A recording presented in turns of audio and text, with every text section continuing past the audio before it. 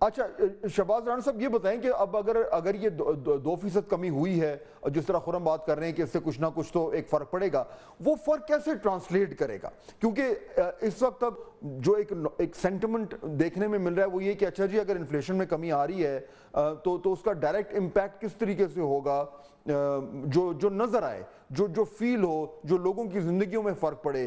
سو macro indicator تو stable ہو رہے ہیں، لیکن کیا لوگ یعنی اس پوزیشن میں آ گئے ہیں کہ وہ کہیں کہ ان کی زندگیوں میں ایکچولی اس میکرو اکنامک سٹیبلٹی کا امپیکٹ آنا شروع ہو رہا ہے؟ Is that too early? آپ کو لگ رہا ہے کہ وہ شاید شروع ہو جائے گا؟ دس از ویری پرٹیننٹ کویسچن کہ اگر مہنگائی کی جو شرح ہے وہ 30% تھی پچھلے سال اور اس دفعہ تقریباً 9.5% ہے، شرح سود جو پہلے 22% تھی اب 17.5% کے اوپر ہے، تو کیا جو لوگوں کی جو زندگیاں ہیں اس کے اوپر کوئی آسانیاں آ رہی ہیں؟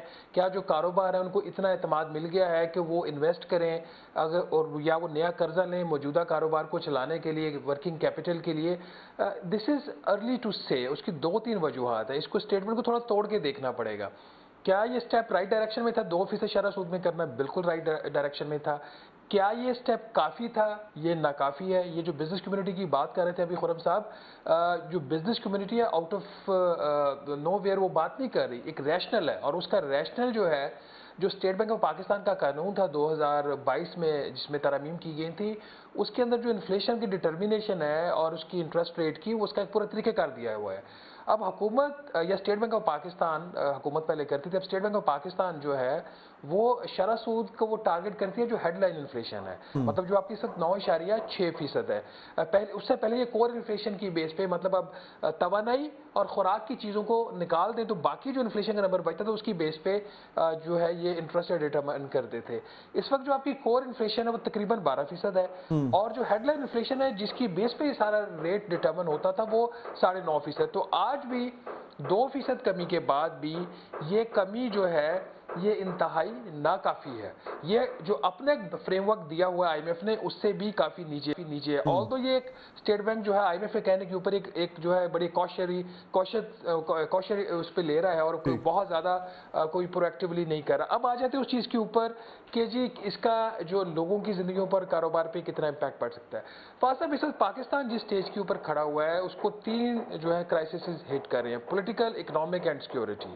ہمارا جو بڑا بزنس مین ہے، جو کاروباری شخص ہے، وہ کراچی، لاہور، اسلام آباد میں تو اتنے نہیں ہیں، فیصل آباد، آپ کا سیالکوٹ، راولپنڈی، یہ یہاں سے اپنے جو کاروبار ہیں اس کو گریجولی اپنے کچھ یا اپنے آپ کو پلیج کر رہے ہیں، باہر لے کے جا رہے ہیں، اپنے آپ کو لیوریج کر رہے ہیں.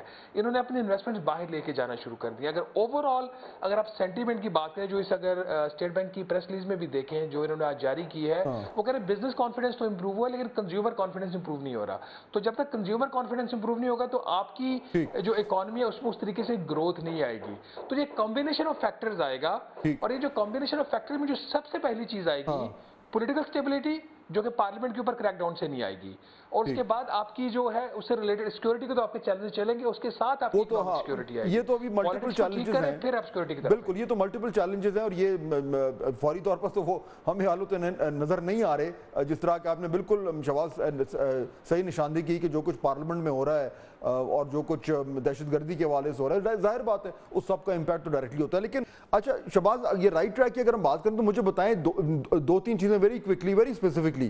ایگریکلچر میں ہم نے دیکھا کہ جی کچھ پرفارمنس نظر آئی ہے، گروتھ نظر آئی ہے.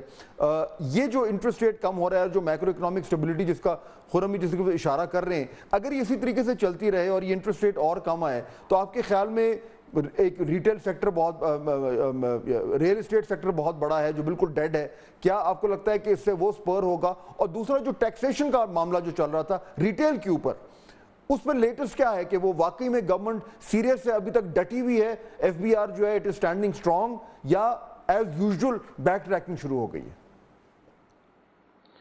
فاضل صاحب، جہاں تک زراعت کے شعبے کا تعلق ہے اس کا پچھلا سال تو بہت اچھا تھا. ابھی جو ہماری جو دو بڑی فصلیں آ رہی ہیں، ایک تو آپ کا جو کپاس کی فصل آئی ہے اس کی جو پیداوار اس پہ مسئلے آ رہے ہیں، کم ہے پہلے سے، اور دوسرا جو ابھی چاول کی فصل ہے وہ بھی مارکیٹ میں آنا شروع ہو گیا، اور اس میں بھی اس طریقے سے جو اس کی ایک پیداوار ہوتی ہے اس میں کمی نظر آئی، انیشل ایسٹیمیٹس ہیں.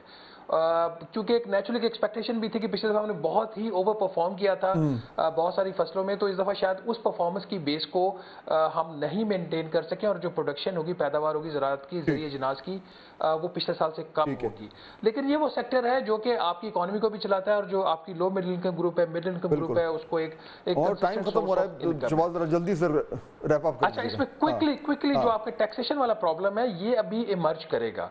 ये एक अच्छी चीज हो जाएगी कि अगर 30 सितंबर से पहले आपका जो बोर्ड से अप्रूवल आ जाए, अगर ये 30 सितंबर से देर होती, जो कि अब लग रहा है कि नहीं हो रही, तो फिर आपको एक मिनी बजट बोर्ड की मीटिंग से पहले लाना पड़ता। तो इसको आप कंसिस्टेंटली लेना चाहिए, इसको ऊपर बहुत ज़्यादा गवर्नमेंट को भी और मार्केट को भी एक्सपेक्टेशन नहीं बना लेनी चाहिए कि बहुत ही बेहतरी आ रही है।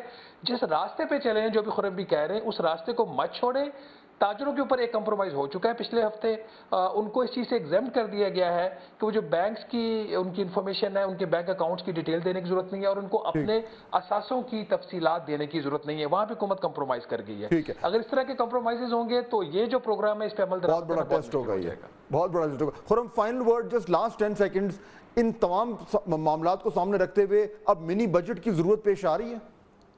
आई थिंक पॉसिबिलिटी डेफिनेटली है, क्योंकि रेवेन्यू टारगेट्स मीट करने में काफी मुश्किल पेश आ रही है फिलहाल, तो आई थिंक पॉसिबिलिटी है कि मिनी बजट आएगा। ठीक है, तो जहां पे कुछ अच्छी खबरें आ रही हैं वहां पे बुरी खबर के लिए भी हमें रेडी होना चाहिए कि अगर मिनी बजट आए तो जाहिर बात है टैक्सेशन में इजाफा होगा। खुरम हुसैन और शहबाज राना साहब, आप दोनों का बहुत शुक्रिया। नाज़रीन, सूरत हाल आपके सामने है, कुछ हद तक बेहतरी आ रही है, स्टेबिलिटी आ रही है और इंटरेस्ट रेट कम होना जो है जाहिर बात है उसको सारी वेलकम करेंगे। हालांकि जिस तरह अभी खुरम भी बात कर रहे थे कि बहुत सारे ऐसे लोग हैं जो कहते हैं कि और ज़्यादा जो है वो इंटरेस्ट रेट कम होने चाहिए। अगर यही ट्रेंड रहा तो ऐन मुमकिन है कि नेक्स्ट मीटिंग होगी उसमें मजीद कट्स हों, लेकिन सो फार अगर अब फाइनली जो है वो IMF का प्रोग्राम भी थ्रू हो गया तो कुछ हद तक जो जिस स्टेबिलिटी का हम जिक्र कर रहे हैं वो शायद हमें नज़र आनी शुरू हो जाए। आज के प्रोग्राम में बस इतना ही, इंशाल्लाह आपसे मुलाकात होगी नेक्स्ट वीक।